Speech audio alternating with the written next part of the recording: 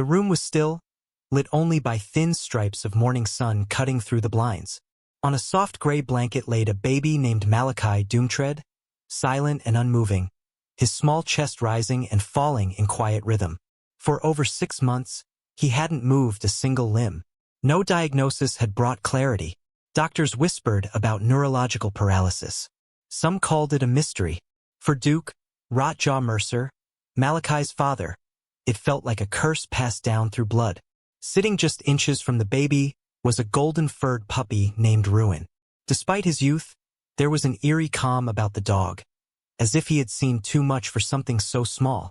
From the day Silas Grimhowl brought him home, Ruin had refused to leave Malachi's side. He watched the boy constantly, not with puppy-like excitement, but with solemn, steady eyes, like a soldier guarding something sacred. That morning, as Duke stood in the doorway sipping bitter black coffee, he saw something that made his fingers tighten around the mug. Ruin was leaning closer to Malachi, his nose nearly brushing the baby's hand. The puppy paused there, completely still. Then, with a slow, deliberate motion, he nudged Malachi's fingers. Once, gently. Duke blinked. He didn't want to believe it, but Malachi's fingers twitched, just slightly, just enough. "Silas," he called, not taking his eyes off his son. Footsteps echoed down the hall. Silas appeared, her dark eyes widening as she took in the sight. "Again," Duke whispered. "Look." Ruin nudged Malachi again, this time firmer, and the baby's hand responded. First a curl of the fingers, then the barest shift of the arm. Silas dropped to her knees, her breath caught in her throat. "Malachi," she whispered, reaching out, afraid to hope. Then the baby's eyes opened, sluggish and confused, but open. And from his throat came a fragile, broken sound. A cry. Ruin let out a single bark. It was short, sharp, almost triumphant. Duke stared, unable to speak. Silas wept silently beside the boy. After half a year of silence, pain, and helplessness, their son had returned. It didn't make sense, not medically, not logically. But they didn't need answers. Not yet. All they knew was that everything began to change the moment Ruin touched him. And deep in the back of Duke's mind, a question began to rise. Not about hope, but about why. Why that dog? Why now? Something bigger was beginning. The silence that followed Malachi's cry was heavier than any scream. Duke Rotjaw Mercer sat on the floor, staring at his son as if he were seeing him for the first time. His heart pounded like a war drum inside his chest. Silas Grimhowl knelt beside the child, her hand trembling just inches above Malachi's slowly curling fingers. It wasn't just a reflex, they both knew that. Something real had shifted, something deep, something alive. Ruin lay down beside Malachi, resting his head near the boy's shoulder, his ears twitching. His golden fur rose and fell in rhythm with the baby's breath. Silas whispered, "He can feel him." Duke didn't answer. He was still trying to understand what he'd seen. He was a man grounded in structure, in facts, and none of this made sense. A dog touches a paralyzed baby, and suddenly movement? It defied everything. And yet it had happened right before his eyes. Later that night, after Malachi had drifted into a quiet sleep, the house felt haunted. Not with ghosts, but with questions.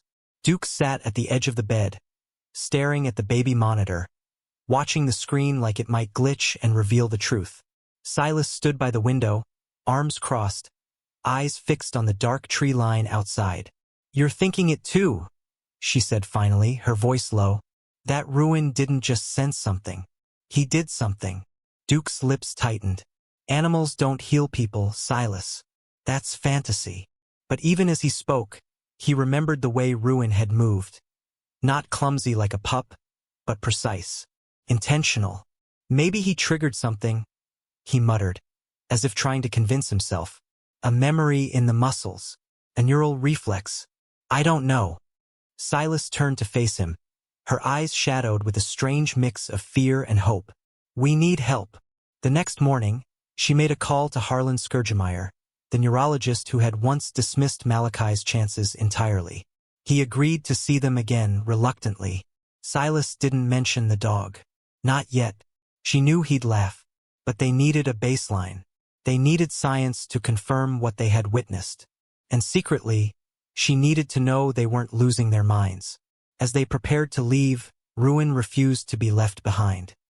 He paced anxiously at the door, growling softly whenever Duke tried to pull him back. The look in his eyes wasn't confusion. It was insistence, as if whatever was happening wasn't over. And somehow Duke felt it too, something unseen rising. The clinic was colder than Silas remembered, not in temperature, but in spirit. The white walls, the faint smell of antiseptic, the metallic hum of fluorescent lights. It all felt like the echo of bad memories. Harlan Skurgemeyer greeted them without a smile, his white coat pressed, his expression unreadable.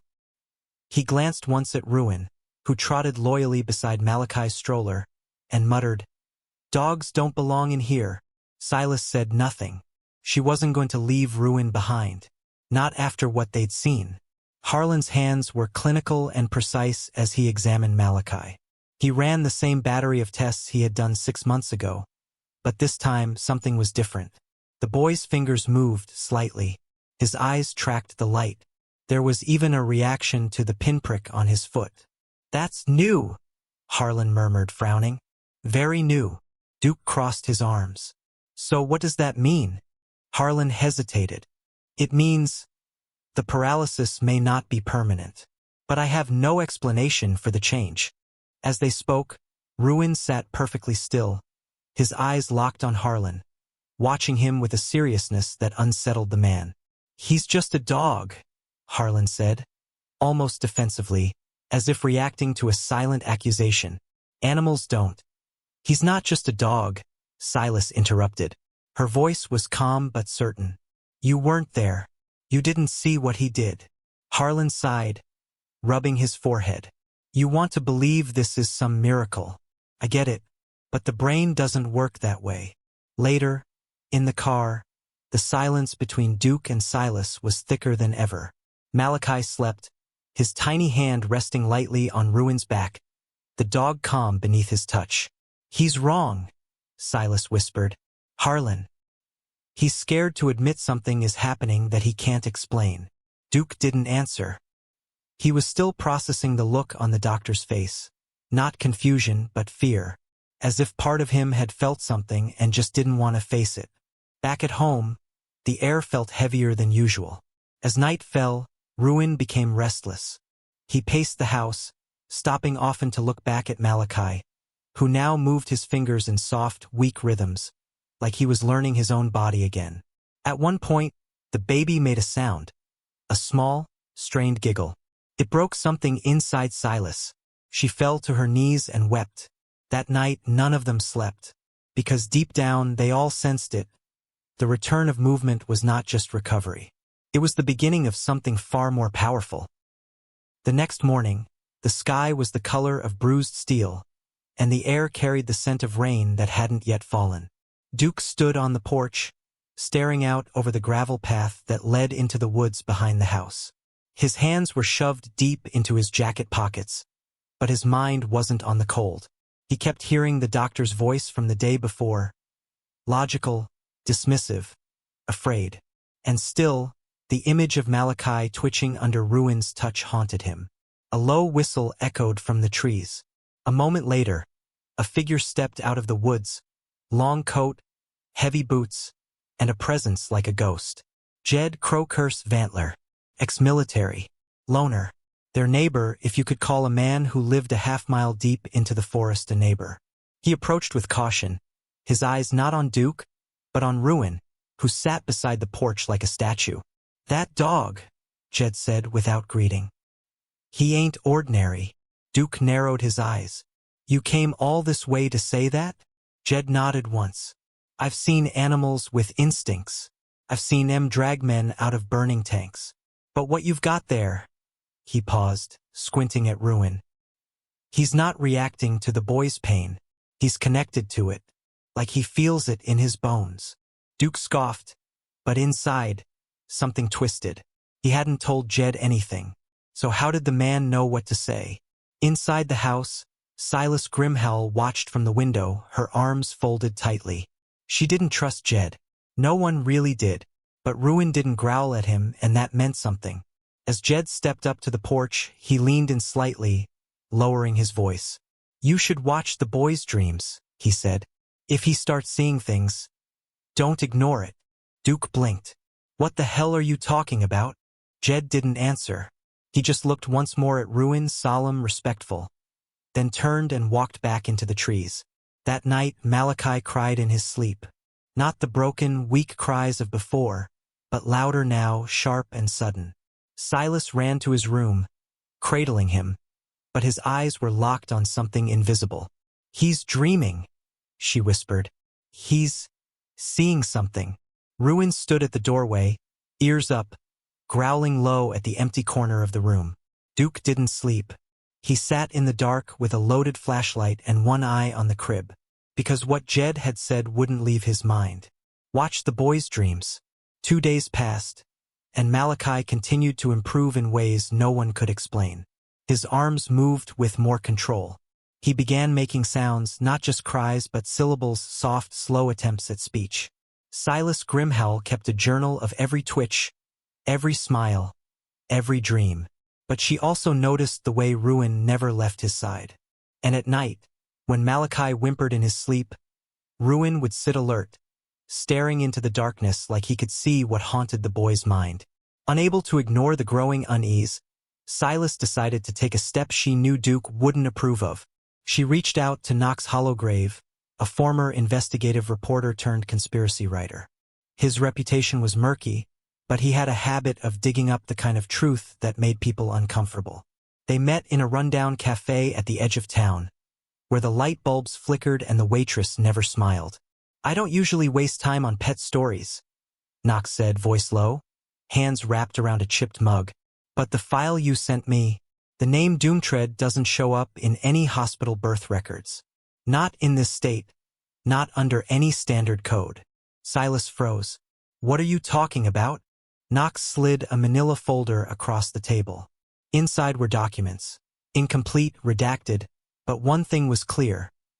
Malachi's name had been removed from official systems weeks after his birth. Somebody buried this Silas. On purpose. She left the cafe shaking, not just from fear, but from confusion. How could her child, their child, not exist on paper? Duke didn't want to hear it. "We're not feeding into Hollowgrave's paranoia," he said, voice rising. "What matters is that Malachi is improving." But Silas wasn't listening anymore. She was staring at Ruin, who had begun to scratch at the floorboards beneath the crib, always at the same spot, always at the same hour. That night they pried up the old wood. Dust rose in the air like breath from a sleeping beast. Beneath the boards was a small, rusted tin box. Inside, a photograph. Black and white. A woman holding a baby that looked almost exactly like Malachi, only the date on the back read 1956. Underneath the photo was a name scrawled in faded ink. Creed Ushvider. Duke felt the air shift. Silas backed away, clutching the photo. And Ruin growled for the first time since he entered their lives. Something old had been uncovered.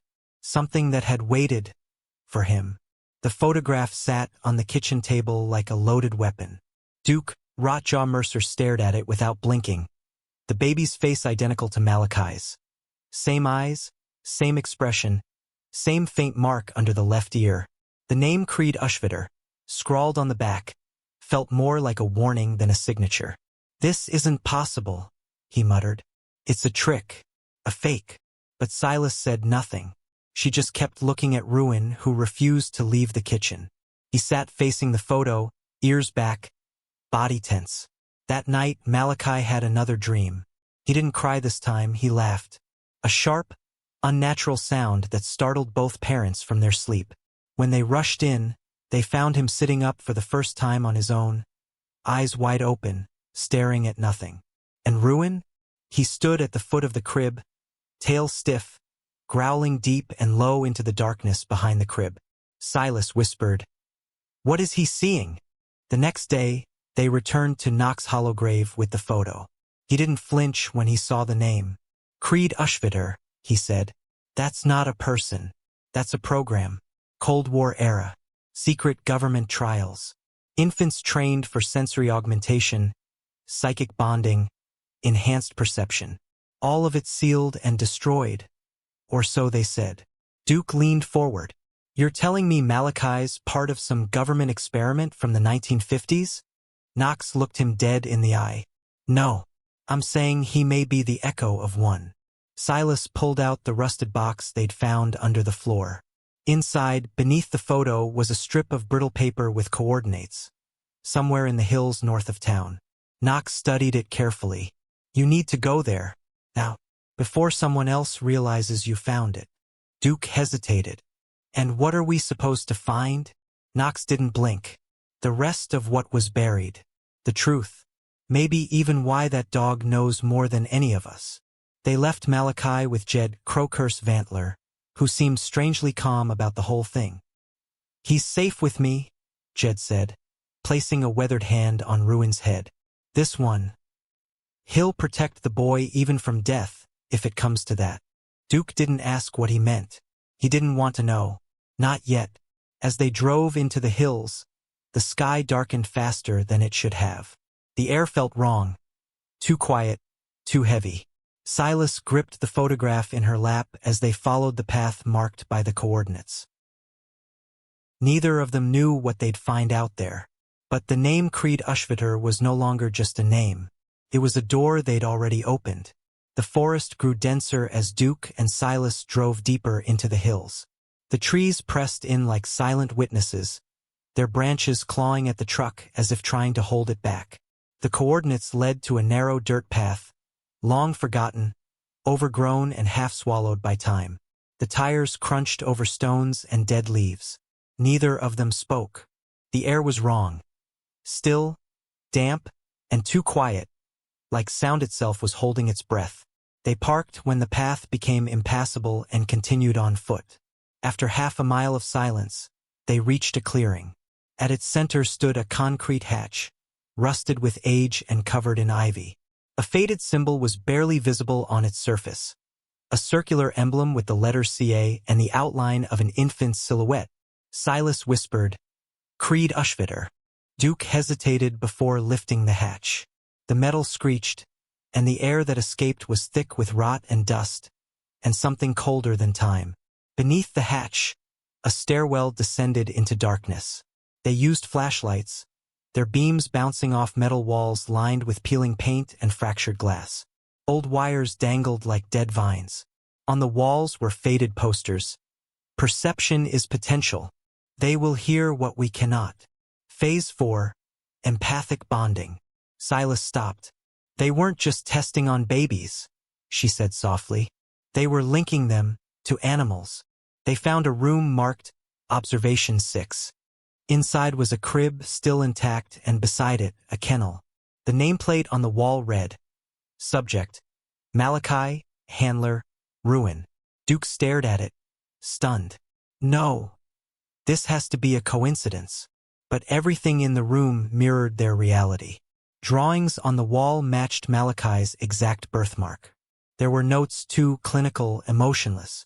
Subject responds to canine presence with accelerated recovery. Emotional synchronization confirmed. Silas found a locked cabinet. Inside were files and photos, children staring blankly into the camera. Some asleep, some crying, none older than a year. And in each photo, always the same type of dog at their side, golden fur, dark eyes, the exact same shape as Ruin. Not similar dogs.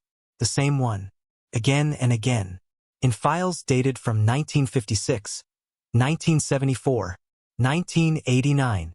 She backed away, shaking. Duke, this dog, he's not aging. He's not. But Duke was already frozen, staring at a final document nailed to the back wall. A termination order. Bold and final. Ushvitter protocol shut down. All subjects incinerated. Project deemed uncontrollable. And yet, Malachi lived, and Ruin had come back. The ride back from the facility was silent, except for the sound of the wind through cracked windows. Silas clutched the folder of photos like it might vanish if she let go. Her hands trembled. Duke kept his eyes on the road, jaw clenched, mind spiraling. Everything they had believed about Malachi, about Ruin, was unraveling. The child wasn't just special. He was designed. And Ruin? He wasn't a pet. He was a remnant of something engineered to survive. Back at the house, Jed Crowcurse Vantler waited on the porch. He didn't ask where they'd been. Didn't have to. He woke up 5 minutes ago, he said, voice low. Sat straight up. Said a name I've never heard before. Duke's brow furrowed. What name? Jed looked between them. Doomtread. The blood drained from Silas's face. That name wasn't just Malachi's.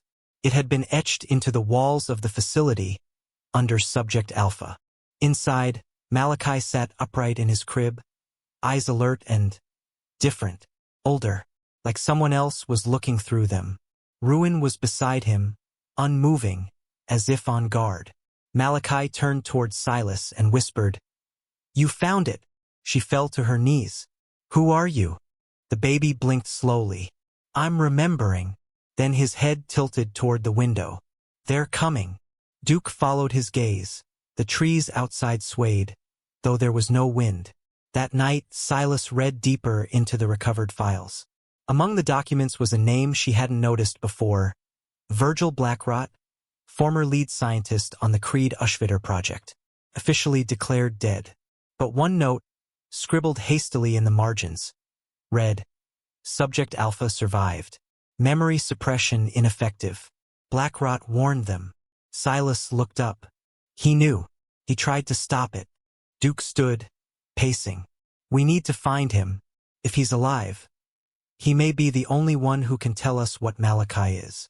As they discussed their next move, Ruin stood up suddenly and barked once. Loud, sharp, and directed at the back door. Jed moved quickly, pulling the curtain. "Lights in the woods," he said. 3. No plates. Moving slow. Duke's heart sank. "Someone else knows." Silas grabbed Malachi. "We have to go. Now." But Ruin didn't move. He stood between the family and the door, growling. Not at the outside world, but at the hallway behind them. Then Malachi spoke again, voice colder than before. "They're already inside." The moment Malachi spoke, the house seemed to breathe. A deep, invisible pull that made the air colder and heavier. Duke Rotjaw Mercer turned slowly toward the hallway. His instincts honed from a life of mistrust kicking in. He didn't see anyone, but Ruin did. The dog's growl deepened, his body stiff and braced. Silas Grimhowl clutched Malachi tighter, backing toward the kitchen as Jed moved to block the hall with an old hunting rifle in hand. Then the lights went out.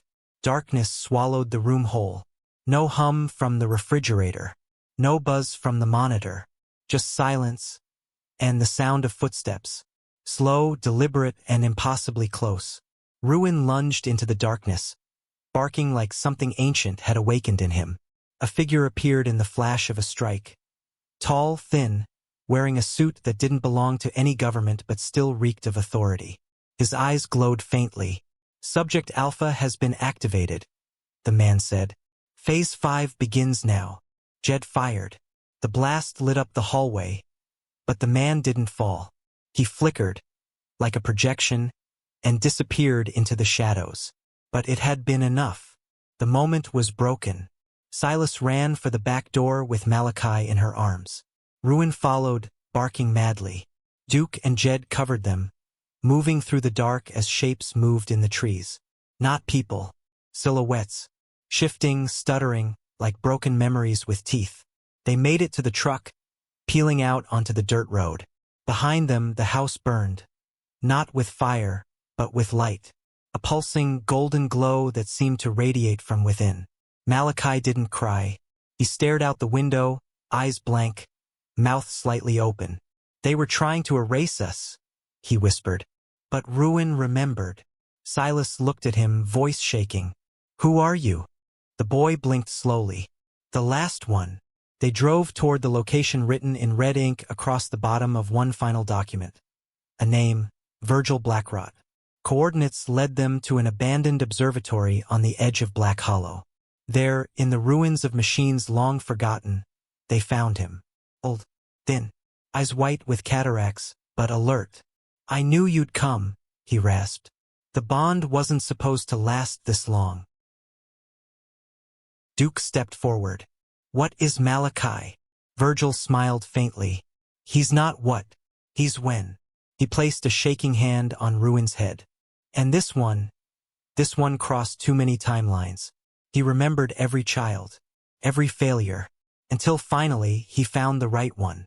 Silas whispered, "And now what happens?" Virgil's smile faded. "That depends on what Malachi decides, tonight." The observatory pulsed with silence, like the breath of a machine waiting to wake. Dust hung thick in the air, and the scent of rusted metal and old electricity coated the inside of their lungs. Virgil Blackrot sat beneath a shattered telescope, wires running from a rusted panel to a glowing orb cradled in a steel frame. "This is the last echo," he said softly. "The core of Ushvitter. It's where they stored the imprint of every subject. Every cry, every fear, every failure." Duke, Rotjaw Mercer stepped closer, eyes narrowed. "You mean to tell me that thing is a memory bank?" Virgil nodded. "Not just memories. Choices. It records not just who they were, but what they could have been. And Malachi." He turned toward the boy, who stood quietly, one hand resting on Ruin's back. "Malachi is the only one who ever survived all 5 phases. The bond with Ruin completed the loop." Silas Grimhowl knelt beside her son, brushing his hair back. "What happens if he touches it?" she asked. Virgil's voice was grave. "He decides whether the memories stay buried or return, not just to him, to all of them." The project wasn't just about one child. It was about creating a signal, an emotional resonance powerful enough to awaken others like him. Children who've forgotten who they were. Malachi stepped forward without hesitation. He reached toward the orb, his tiny fingers glowing with the light that now pulsed gently beneath his skin. Ruin didn't move. He simply sat beside him, still watching. And as Malachi placed his hand on the device, the room filled with a deep hum. Not mechanical, but human, like thousands of voices sighing at once.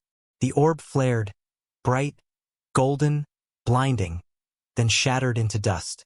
The light faded.